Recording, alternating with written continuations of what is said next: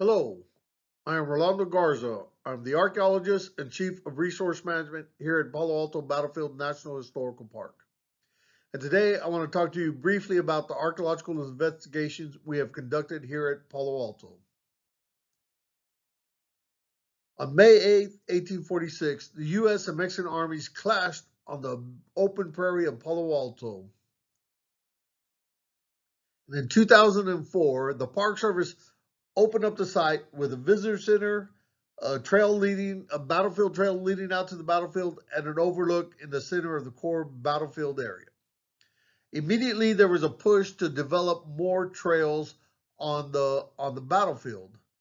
As a cultural resource person at the park, I convinced the superintendent to let me do an archaeological investigation to design where the trails should go to place the trails rather than let the arbitrary placement of trails design where archaeology investigations go in order to comply with Section 106 of the National Historic Preservation Act of 1996.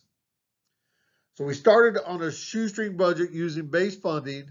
I partnered with my former boss, John E. Corneliuson from the Southeast Archaeological Center, military historian David Lowe, and a GIS specialist James Stein from the Cultural Resource GIS out of the National Park Service office in Washington to conduct these surveys. We're just paying for the travel to come down, and then we use volunteer metal detector operators out here. Um, Develop methodology for American battlefield archaeologists.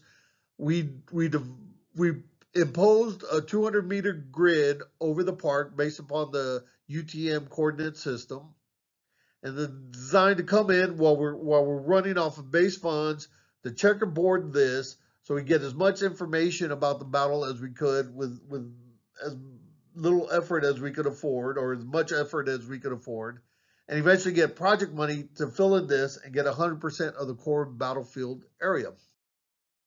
We would have to clear these 200-meter square quadrats so that sectors could swing freely, level to the ground. Sometimes we'd have to depend on our friends like Fish and Wildlife to help us mulch down the woody vegetation in areas where the grids were. Then we'd systematically survey the area and try and keep everybody moving forward at one time, which is a difficult feat for volunteer metal detector operators. So we just collect a representative sample of the battlefield and not try and get every artifact. Although we would, in every metal hit that we had, any historic object which is from early 20th century on back, we would individually give a bag tag to it, give a unique number. The other stuff, which was mainly late 20th century beer cans and shotguns, uh, we just convenience per quadrat. Everything we recorded got a GIS GPS point recorded on it within 30 centimeter accuracy. And then every night we'd go through the bags and check and make sure for accuracy, as we had different MDET collectors back to make sure we had everything. And if we didn't have a GPS point for an artifact, we could go back the next day and find it.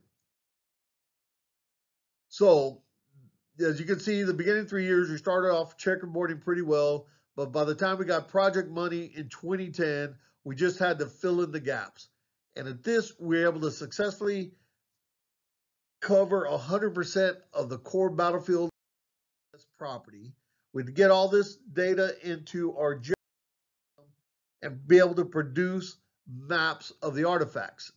Of these, we had over 3,000 battle-related artifacts. As you can see here, at the line where the NPS property ends, it's a cliff. So there should be more resources out here, more battle-related on the eastern end of the battlefield.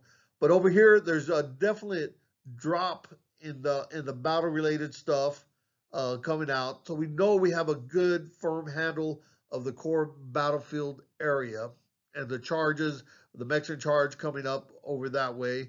and where the roads go, as you can see the pattern of the road coming in. Sorry for my squiggly line. That is essentially the historic road right there, coming in, looking at patterns. We're able to put this in GIS with our database, with images and all that, so we can track, play with the data, and able to tease out the patterns that is out in the data. This is an example of a copper cannonball, kind of unique to the Mexican War in the down here for the United States. This is a iron cannonball before and after conservation. Everything, once you pull it out of the ground, everything needs to be conserved, and everything has been curated up to NPS museum standards. We also, like I said, once we have this information in computer systems, we can tease out the patterns that lie within the archive here using different programs or so. Also like to point out, this is a Mexican from the 1st Brigade of Cavalry here. There a dearth of uniform or military insignias at this battle. It is not because of what happened at the battle. It is because during the 1970s and 80s, this battlefield was hit hard by local collectors looting the site. So we do have a void in this kind of brass that you see in coins and all that. There should be more based upon experience I've had in other battlefields that have not been collected as heavily as Palo Alto was.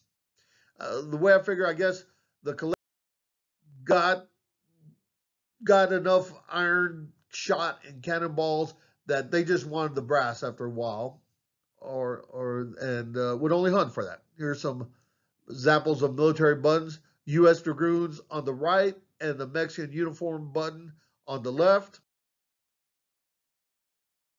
An example of a military stirrup, a mouthpiece for a bugle,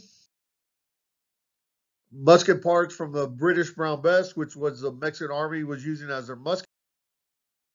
We also found on every road we had a Civil War mini ball, which were not available during the Mexican War. They were not invented yet. We also found prehistoric weapons here.